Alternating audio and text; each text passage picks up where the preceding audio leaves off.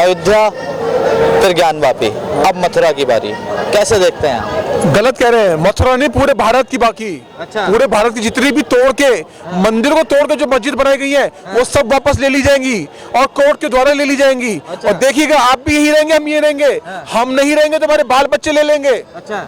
क्योंकि जो हिंदू बोर्ड की जमीन है। अरे वक्फ बोर्ड क्या बात कर रहे हो?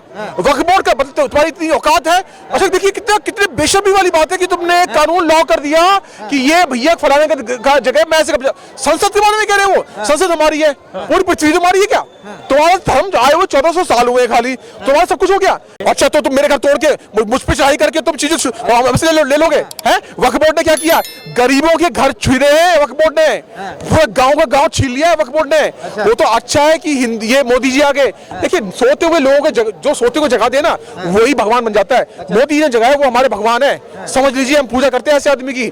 आज से 2014 से पहले हमें पॉलिटिक्स के बारे में पी नहीं पता था, आपको मैं बता रहा हूँ, नहीं पता था। जो पॉलिटिक्स में रहता है उसको पता होगा। आज आम जनता को हर किसी को पता है कि पप्पू कौन है, चारा चोर कौन है, ठीक है, टोटी चोर कौन है, ठीक है, जमीन पे घोटाला करने वाला कौन है। जबकि इसी देश के अंदर एक भाईचारे का बड़ी मिसाल दी जाती थी, हिंदू मुस्लिम भाईचारा। लेकिन अगर वो भाईचारा सही में है, और आज की डेट में तो मुस्लिम भाई बड़े एजुकेटेड है, पढ़े लिखे हैं, तो उनको आगे आना चाहिए और उनको बोलना चाहिए कि जो आपकी कृष्ण जन्मभूमि है, शिव जन्मभूमि है, और राम जन्मभूमि तो चलो आपने लड़के 500 सालों के संघर्ष के बाद ली, लेकिन ये जो दो आपके तीर्थ स्थान है, इनको हम आपके साथ हैं और कोई जरूरत नहीं है कोर्ट में जाने की। आपकी चीज आपको हम आदर सहित देते हैं और खुद भी वहां पर नतमस्तक होते हैं, क्योंकि थे तो हमारे पूर्वज भी इन्हीं के शरीक, इन्हीं के अधीन, इन्हीं को मानने वाले। वो बात और है कि उस काल में हमने धर्म बदला, आज हम किसी को और को इष्ट मान रहे हैं। वो बात और है कि प्रेजेंट में हम क्या जिंदगी जी रहे हैं। लेकिन भाईचारे की मिसाल देते हुए, गंगा जमुना की तहजीब की मिसाल देते हुए, इनको खुद आकर के कहना चाहिए था कि कोर्ट का मुख मत देखो, हम आपके साथ हैं। और विपक्ष जो अपनी रोटियां सेक रहा है इसके ऊपर, उसको एक तमाचा पड़ता। अच्छा, जिस तरह से अयोध्या फिर ज्ञानवापी, अब उसके बाद मथुरा, कहाँ तक सही है? पहले ही कहावत थी ना, अयोध्या तो झांकी है, काशी मथुरा बाकी है। तो स्टेप बाय स्टेप चल रहे हैं। अब ये 5 साल मोदी जी आ रहे हैं ना, 5 साल इन्होंने सोच लिया है ऐसी सेवा करनी है भारत का, कश्मीर से लेकर कन्याकुमारी तक, जो इन्होंने खींचा था, खाया था, लूटा था, वो सब भारत की जनता को देना है। और मिसाल कायम कर देनी है कि हिंदुस्तान बुजुर्गों का नहीं है, हिंदुस्तान नपुंसकों का नहीं है, हिंदुस्तान घर में छुपे हुए शहंशाहों का नहीं है, राजाओं का नहीं है। हिंदुस्तान वो है जो अपने हक के लिए डंके की चोट पर आगे भी आ सकता है और विदेशों को झुका भी सकता है। अच्छा, जैसे विपक्षी नेता कहते हैं कि बीजेपी हिंदू मुसलमान करती है, तो क्या वो सही कह रहे हैं इस बार? उनको खुद समझ चाहिए, विपक्ष ही मुस्लिम करता था, मोदी जी फिर हिंदू मुस्लिम इकट्ठा कर रहे हैं। अगर मुस्लिम बात करती, मुस्लिम विरोध करती, तो तुर्की जैसे देश की मदद नहीं करती जो भारत के हमेशा विरुद्ध चला, अफगानिस्तान की मदद नहीं करती, फिलिस्तीन में खाना ना पहुंचाती, यहाँ जितनी योजनाएं चालू करी उससे इनको अलग रखती, चाहे वो शौचालय योजना थी, चाहे वो पक्का मकान की योजना थी, चाहे वो जल से नल की योजना थी, चाहे जितनी भी योजनाएं थी सबसे भी सफल करती इनको, कुछ नहीं देती इनको। लेकिन मोदी जी का एक ही काम है, सबका साथ, सबका विकास, सबका प्रयास। आज वो डंके की चोट पर 9.5 साल से टिके हुए हैं और हर एक की जुबान पर अगर मोदी मोदी है तो ये उनके कार्य हैं, ये सबको साथ लेकर के चलने की क्षमता है। ये वक्फ बोर्ड को खत्म करने की मुहिम राज्यसभा में चालू हो चुकी है, स्टार्ट हो गई है, ठीक है। वो ले आए, बहुत उनकी तारीफ करता हूँ ऐसे बंदे की जिसने इस तथ्य के ऊपर भी विचार रखे, पहली बात। और ये वक्फ बोर्ड, ये देखिए इलाहाबाद हाई कोर्ट को भी कहता है कि ये वक्फ बोर्ड की जमीन थी। ये देखिए सुप्रीम कोर्ट जाना पड़ा, सुप्रीम कोर्ट जाना पड़ा, देश का कानून देखिए भैया ये मेरी जमीन है, दे दो। आम बंदा नहीं चलता। तो मतलब विचारधारा अब ये देखिए इनकी ऐसी रही है। और इनको पता है ये जो जमीन है, ये मंदिर, ये बड़े बड़े स्थान, ये सब सनातनियों के थे।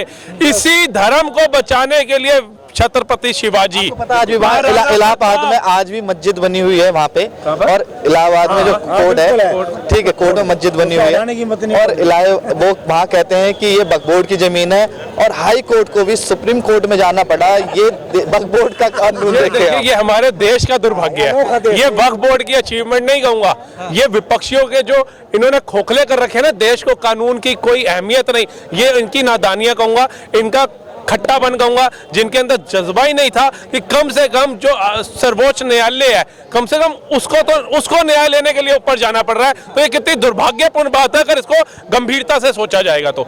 एक इंसान अपने कहते हैं उसके लिए जाए कोर्ट के अंदर तो समझ आता है कि हाँ भाई मैं गलत फंस गया, मुझे अपना बचाव के लिए मैं जा रहा हूँ, लेकिन कोर्ट को सर्वोच्च कोर्ट में जाना पड़ रहा है, कितनी निंदनीय बात है। और उसके बाद देखिए इनको पता है अंदर से ऐसा नहीं है, इनको ये कबूतर है, ये देख रहे बिल्ली आ रही है, इनको पता है बिल्ली खा जाएगी, आंखें बंद करके बैठे हैं, बिल्ली नहीं छोड़ेगी इनको। मोदी जो है वो शेर है, बिल्ली भी नहीं है, वो बब्बर शेर है, वो छोड़ देगा इनको। अरे वीर शिवाजी, महाराणा प्रताप, झांसी की रानी, गुरु गोविंद सिंह जी, गुरु तेग बहादुर जी, सब ने शहादतें दे दी, सबने बलिदान दे दिया सनातन को बचाने के लिए, हमारे जिनों को बचाने के लिए। यही चांदनी चौक में गुरु तेग बहादुर साहब जी ने शहादत दे दी। और उसके बाद देखिए मुगल खत्म हुए, अंग्रेजों के अत्याचार से हमारे भगत सिंह जी, राजगुरु सुखदेव जी ने शहादतें बलिदान दे दिया। उसके बाद कार सेवकों ने गोलियां खाई यहाँ पर, और कितने हमारे पूर्वज और हमारे जितने बुजुर्ग थे उन्होंने बलिदान दिया।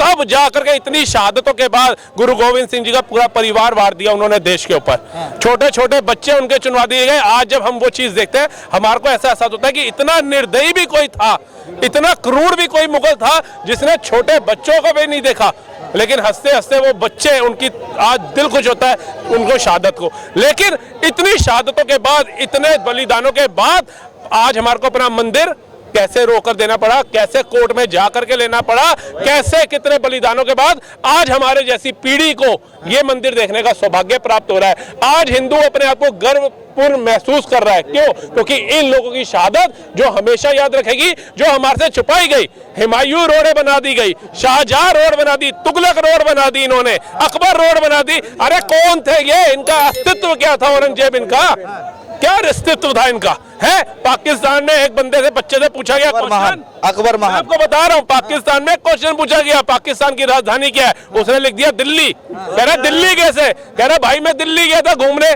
मैंने कहा इंडिया गेट घूमता हूँ, इंडिया गेट घूमा तो मैंने कहा भैया कुतुब मीनार जाना है, निकला शाहजहां रोड आ गई, शाहजहां से राइट टर्न हुआ, हुमायूं रोड आ गई, हुमायूं से घूमा जैसे ही अकबर रोड आई, अकबर रोड से घूमते शाहजहां रोड होता है मैं कुतुब मीनार पहुंच गया।